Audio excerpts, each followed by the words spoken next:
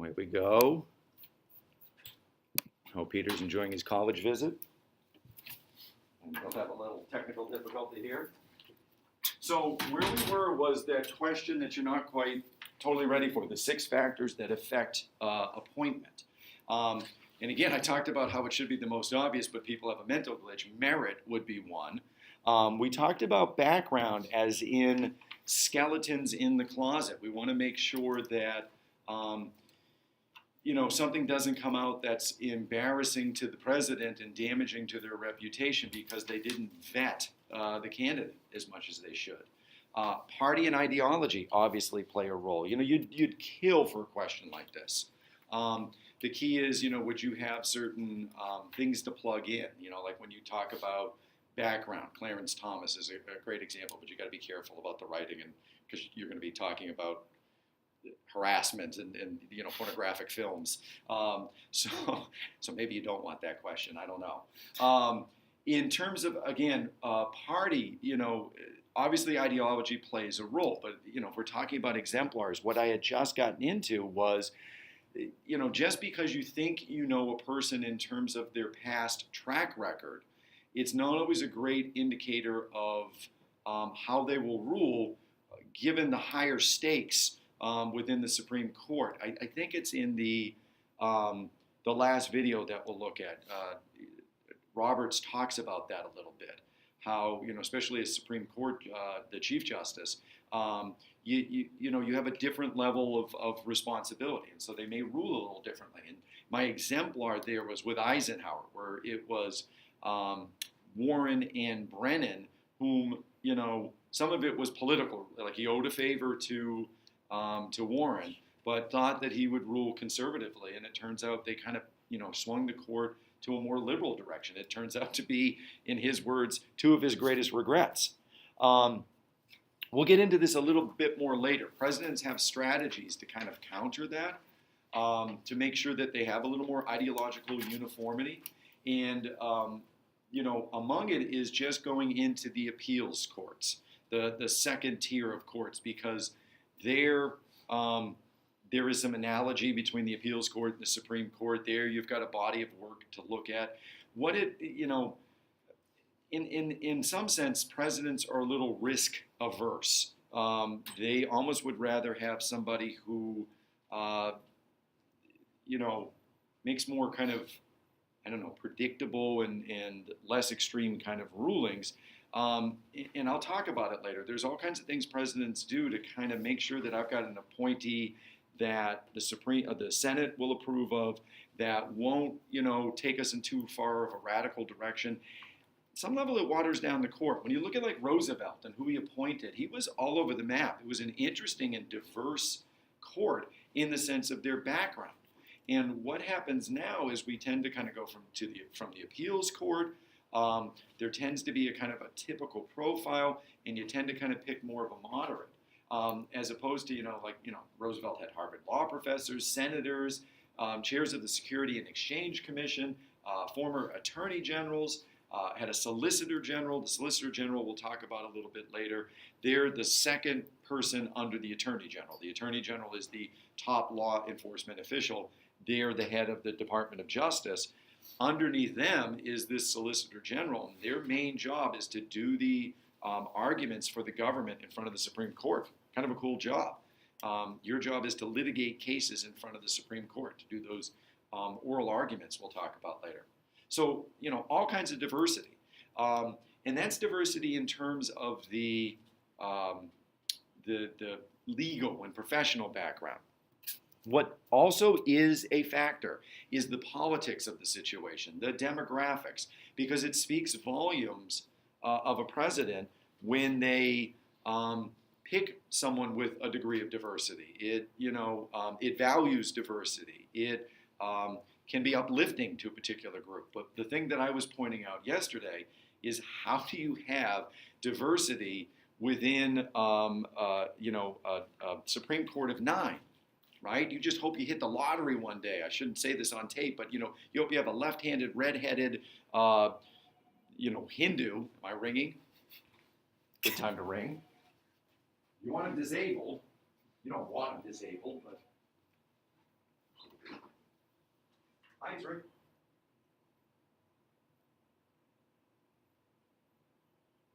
You probably, are you trying to reach Osborne and? Yeah, that's next door. They've got the phone numbers all kind of messed up. That's okay. What did you? Yeah, we'll try that. Okay. Bye. That's all on tape. That's fantastic. All right. So, the thing that I was trying to point out is, you know, and I don't mean to be flip, but I guess I do mean to be flip, is that it's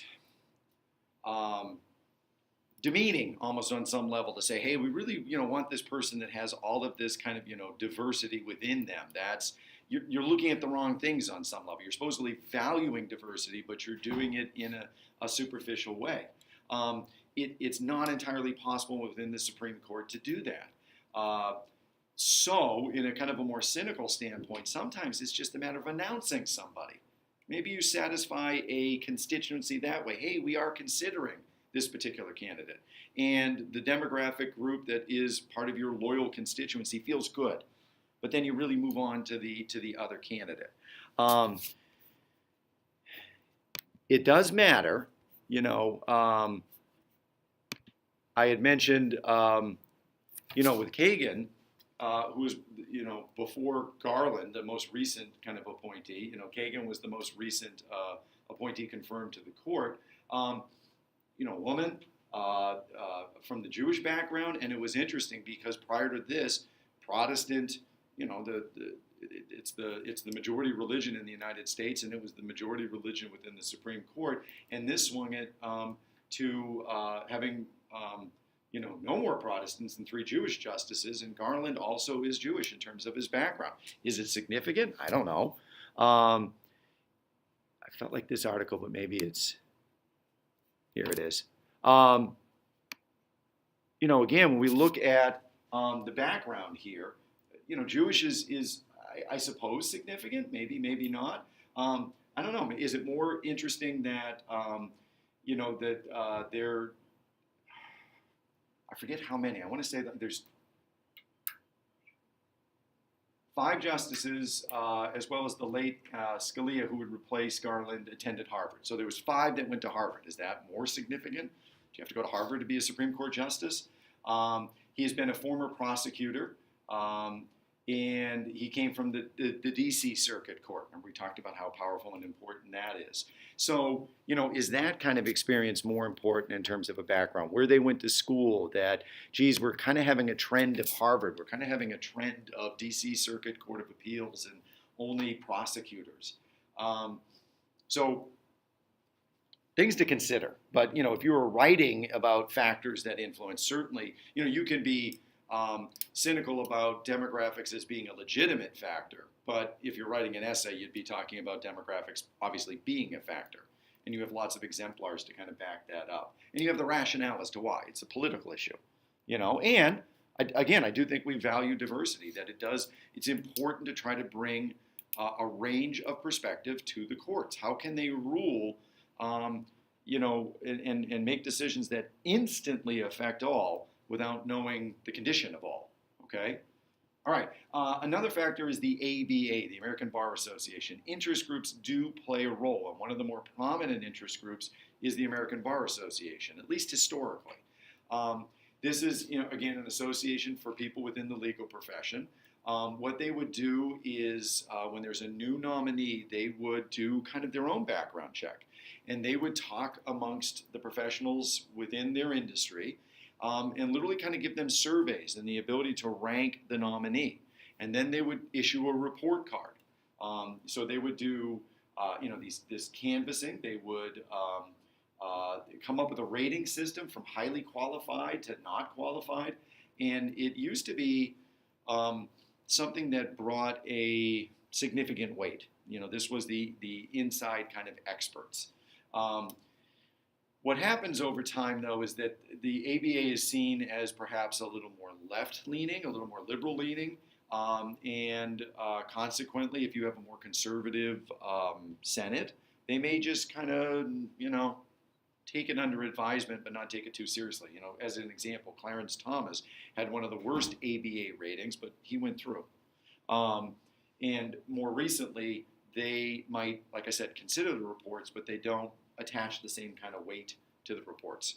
A factor in terms of picking a nominee obviously is the Senate as well. The president knows that that threat of a check, that threat of rejection, obviously shapes the nominee, and it's often, again, like I said, more effective than the actual use of the check, because there you get stalemate. We don't get a nominee that meets the Senate requirements or the president's requirement. We have no nominee. We have to start from scratch again. With the threat of the check, you pick somebody that, just like, a third-party candidate might pull people from the middle. The threat of the check kind of pulls the president to the middle in terms of who they pick, right? That having been said, there's also another kind of layer to it. The other kind of role the Senate has been playing lately is obstructionist. And it doesn't matter if it's Democratic or Republican. It just, because we have a divided government and we've gone to party polarization in a more extreme form, you see more often rejections than you had in the past. Overall, appointees tend to do pretty well. It's around 77 to like 80% of the Supreme Court nominees go through. There have been rejections. There's been 35 that didn't go through, 11 because of outright rejections. We voted this person down. There's been withdrawals and no actions being taken. So, what you do see is, if you look at it over the scope, hey, a lot of people pass, and as we get closer to the modern age, a little more rejections, but overall, a pretty decent number. But it's certainly become more contentious. Again, ideology has caused this polarization. It's not over, hey, this guy isn't qualified. The Constitution is pretty silent on that. So it's not that this guy isn't qualified, it's, I don't like the guy's ideology. And again, in particular, over what? Litmus issue. It's still kind of, since the 60s on, Roe v. Wade and abortion. There are other issues, but, abortion is one of the defining kind of things that polarizes the parties over this. Again, and the other layer too is they don't just have to reject; they can stall. And again, this has been a great year to teach, because every time I'm like on something, there it is in the news, right? Scalia passes away. Garland is Obama's nominee, and the Senate has, because of, again, ideology, really. It's they can argue the constitutionality of a lame duck appointment, whether or not that's fair.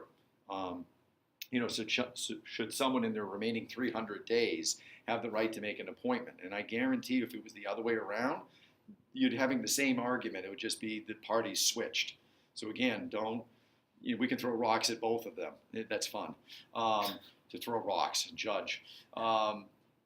Keep in mind, there's a convenience to both, sides right now in terms of their arguments. But, what they've said is, we're not going to look at them. We're not even going to consider hearings. The ones that have decided to kind of meet with them and break ranks are up for re-election.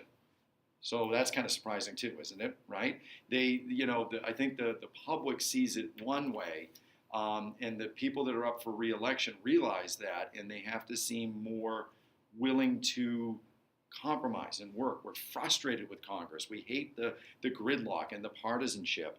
And those who are up for re-election realize that. That's part of those populist movements on both the left and the right. That's why people are going to Sanders and going to Trump. We're tired of government as usual. And so the ones up for re-election realize that and are, hey, no, I'll look at them and I'll meet with them. The rest are kind of like stalling. And they're going to stall for 300 days, right? Unless someone worse gets reelected. And then they'll kind of, swing them through in a lame duck session, right? So, that's, an exemplar. And, because it's recent, maybe we'd shy away from it. One of the watershed moments in terms of that partisanship came with a guy named Bork, who was very intelligent and eminently well qualified, but very conservative. And in particular, very conservative with respect to abortion. And it's funny, you don't think about lobbying the Supreme Court. I mean, there's 9 justices, and they're independent because they serve for life, and they're not elected. Yet letters by the thousands poured in, and there were people protesting and picketing and things like that. And it largely, the public backlash killed that appointment. Again, funny, I had this line, I've had it there for years and years and years, and here it is, I get to be, validated here that all of this opposition is also dependent on the timing of an appointment. If a president comes in after having won an election and has the luck and the fortune to make an appointment right after they're elected in the honeymoon period, remember that term, Senate better get on board, or they're going to face the wrath of the voters here. The people have gotten behind the president, and what that president can do within the honeymoon period, as long as they kind of keep their priorities narrow, is pretty powerful. If you bring it into the lame duck period, well, we can ignore him more. People, what happens to presidential popularity ratings over time is they peak, and then, every president tends to kind of go out on lower numbers. It's just the nature of the office. What's interesting is Obama's numbers are climbing lately. And it's in part, I think, because of the election. Everybody's looking at the current candidates going, oof, and they think, well, he didn't look so bad. I think his numbers are around, I want to say they're above 50%, which is pretty good for a president. I'll have to look that up. All right, so all of this hot mess means, new tactics for kind of dealing with things. One of the tactics, like I said, is to go to the appeals court and, kind of pick a candidate that has that safe kind of background. A great example of a safe candidate is a guy named Souter, who conveniently is from a place called Weir, New Hampshire, because everyone was like, where's this guy from? Who is this guy? He was known as the stealth candidate. He was kind of squeaky clean because there wasn't really anything on him. But again, what that means is you've got kind of a Melba toast, somewhat, average court that doesn't do anything profound sometimes, all right? Clinton, we talked about, I think this in one of our other units.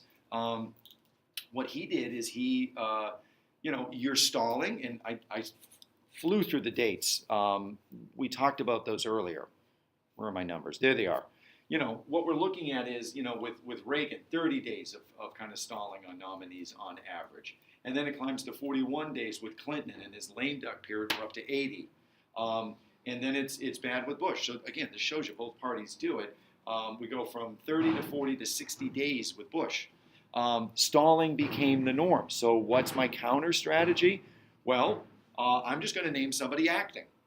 I would love it if Garland just showed up one day. I just showed up. Because, and some political theorists have kind of talked about this where, hey, you're supposed to give us advice and consent. You, on some level, not just considering him is consent, not consent. But by not considering him, you've considered him. Does that make sense? Like you had your opportunity, you didn't take it. I'm sending him to work on Monday, and he shows up in his robe, right? And he's acting Associate Justice Garland. That would be pretty cool. The other thing is to do it in a recess appointment, to wait till they go home and they're not there to object, and then send Garland in, right? You were not here to object, therefore that's you consenting to it. He's now in. What the Democratic Congress did to kind of prevent Bush from recess appointments is they held what are called pro forma sessions, which literally was like they left like 6 guys behind. They didn't get to go home on the break, and it sucked for them. But they would hold like 1-minute sessions. They'd literally bang the gavel and they'd say, all present, and they might do a prayer, and then they'd bang the gavel and away they'd go. So they just kind of kept Congress in session to block those recess appointments. Why? Well, because it matters. Again, if you lose a seat in the House or the Senate, that might swing the balance of power in terms of like majority minority. But it's 1 out of 535. The presidency obviously matters. They execute law. But there's all kinds of barriers we've seen to presidents implementing law. Supreme Court, especially like a swing vote, changes things instantly. What is unconstitutional one day is suddenly constitutional the next day, or vice versa. Instantly, unless you put a line in it like with all deliberate speed. That line in the video of a constitutional right vests immediately is true, unless you put awful language in with it, right? So this matters, and sometimes what we miss is the big picture of things. That, you look at Nixon and Reagan, they had 4 appointees each. Holy cow. And yet they may not have swung the court as profoundly as Kennedy with 1. Kennedy had 1, but it was the right kind of nominee that kind of tipped the balance the right way, and it swung the court more liberal. With Nixon, he made 4 appointments. And what's interesting is, we'll see it in the video, it tried to move the court more conservatively, and it did with respect to a lot of due process rights. Reagan, kind of continues that effort. I have 3/4 because what happens is Rehnquist, who's appointed by Nixon, becomes Reagan's appointee for Chief Justice. So you can become Chief Justice from outside or within, and that kind of counts as a nominee. As Reagan makes his 4 appointments, where the conservative kind of wave crests without kind of, hitting the beach, is stopping short on like prayer in school, abortion, some of the more, conservative issues that the conservatives were hoping for. They just seem to move the line a little bit with due process rights, and that's about it. So 4 is significant, but maybe not as significant as the 1. Here's the other thing we miss. These are the extremes. Most presidents don't get to make this kind of impact. Where you see the biggest impact, actually, and it goes under the radar, is on the lower federal court level. I erased it. That's perfect. Go to page in the books that are under your desk. There you are. Page 258.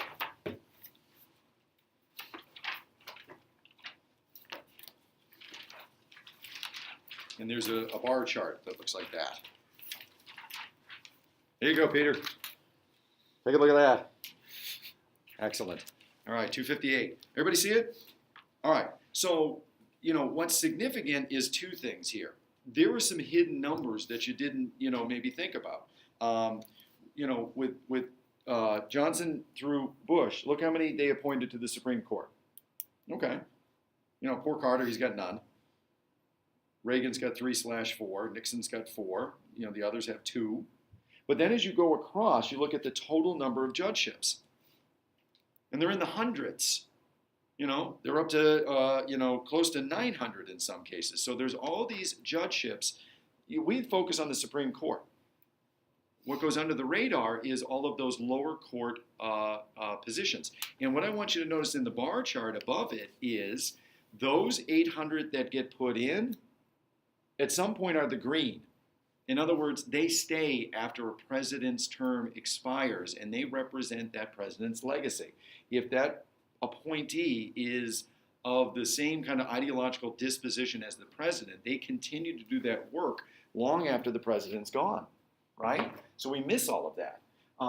That there's a huge number of appointees that aren't just Supreme Court, and they actually do the bulk of the work. Do you remember the percentage of cases I said that reached the Supreme Court? Where was I? David's close.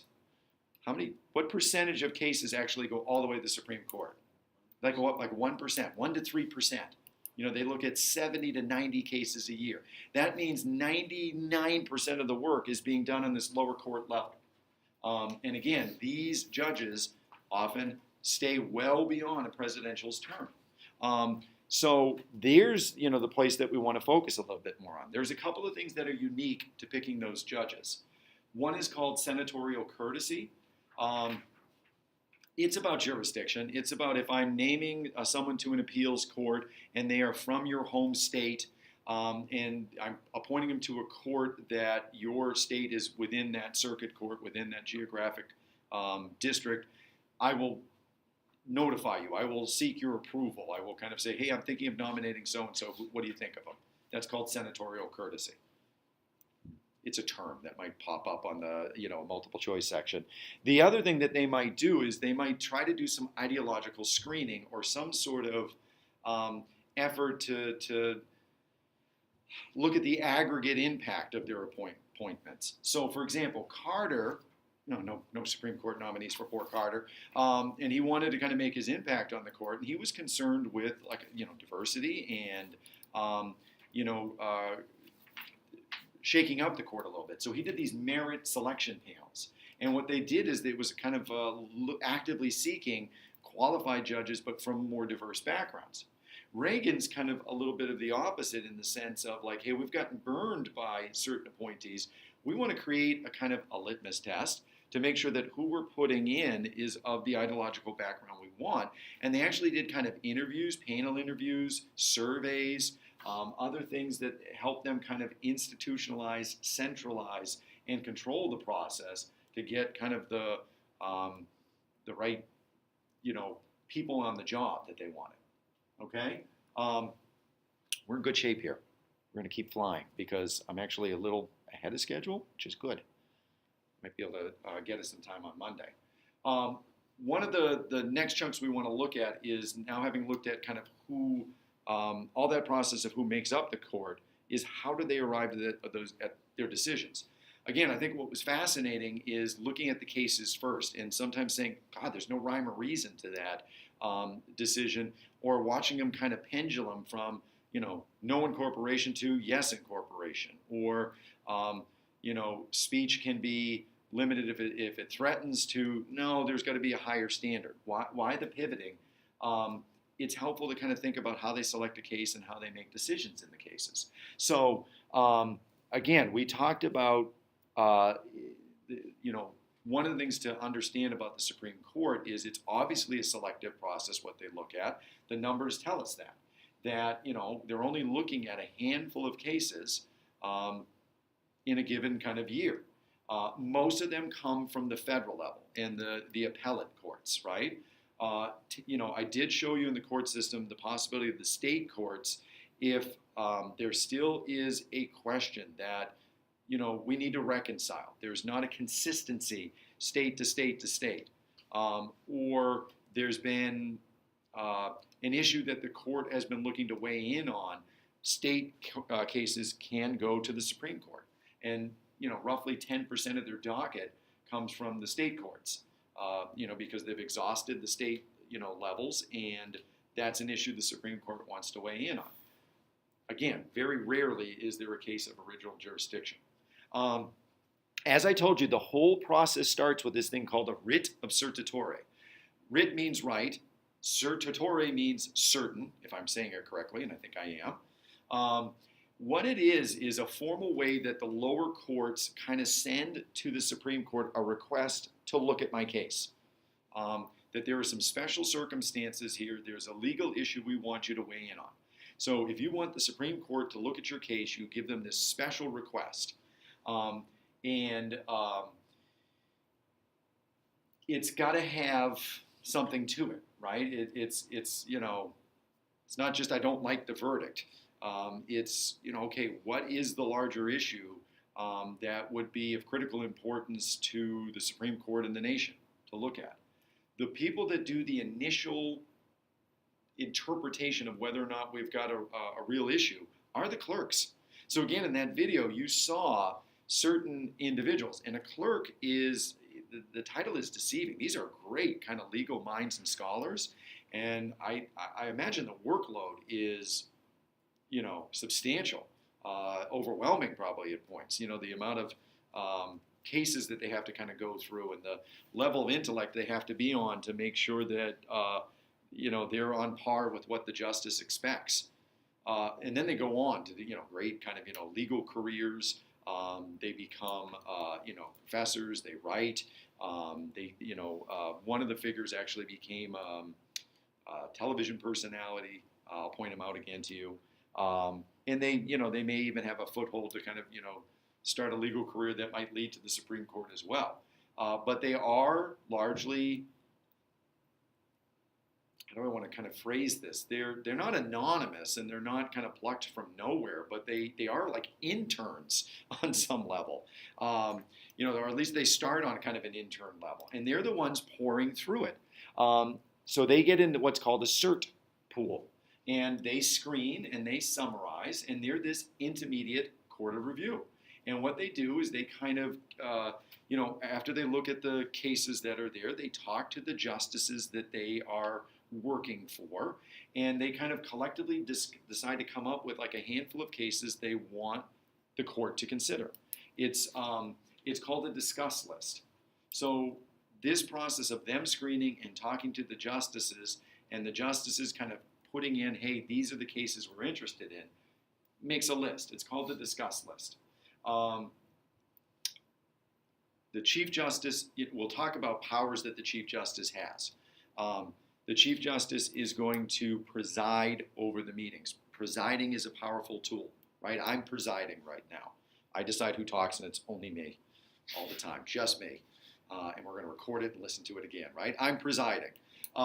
They get to decide the agenda. I'm deciding the agenda. It's more talking. They get to decide, on some level, the list that gets put together. When they're determining the agenda, they put together the list at the request of the associate justices. Now, you're locked in a room with 9 for life. You guys know what that's like, right? So there is some deference that goes on. I can't really tick this person off because I got 10 more weeks with them, right? But in week 9, I'm going for it. There is that dynamic, but the Chief Justice controls the list, and then they get in a meeting and they decide, which from the list is actually going to make it on our docket, and they use this thing called the Rule of 4. You want it on the list. After we've discussed, we take a vote. If not a majority, but 4. If 4 say yes, it goes on the docket. But if you only have 4. I don't know how that case is going to go for you, right? The rest go on a dead list. Sad. But in some sense, why is that still a ruling? A dead list kind of also is a determination. It's just maybe not as formal as you want. Like they ruled that wasn't important. Yeah, and what happens with the issue or the previous ruling? So let's say it stands. Yeah, it stands. Let's say, someone was denied a particular right. And we think that's unconstitutional. I don't take the case. That decision stands. That right is not a right. Okay. In terms of trends and looking at case selection, it's really okay. I know that they have the it starts with the writ of certiorari. The clerks kind of pour through it. We get a discuss list. We use the Rule of 4. Here are the cases that they look at. Those 70 to 90 cases. Why these 70 to 90 cases? What's the trend? There are some rules of thumb. What obviously might, cause the judges to say, yeah, we want to take this case, is when there's some sort of discrepancy that needs to be reconciled. I have an inconsistency. I have a different opinion in my lower court system. Again, I've got 11 geographically based appellate courts. And if each of them is kind of coming down somewhere different on a particular issue, well, we got to wade in on that.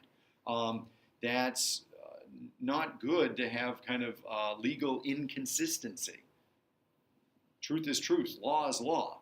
And that's our job.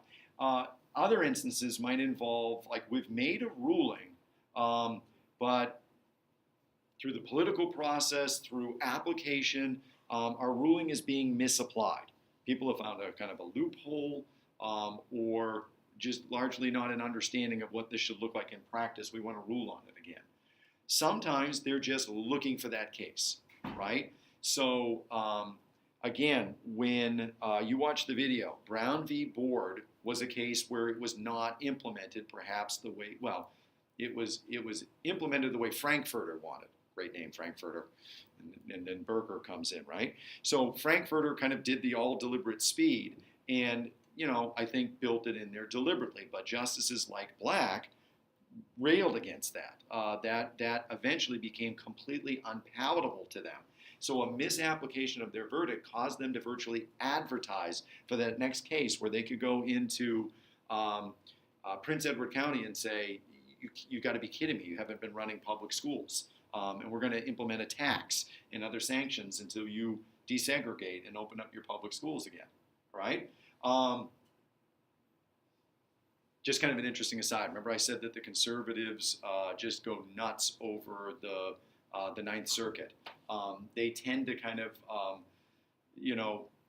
be a little more liberal when it comes to civil liberty and civil rights cases, and as a result, those cases sometimes are contentious. In the 90s, the late 90s there, 96, 97, 40% of the Supreme Court cases came from the Ninth Circuit.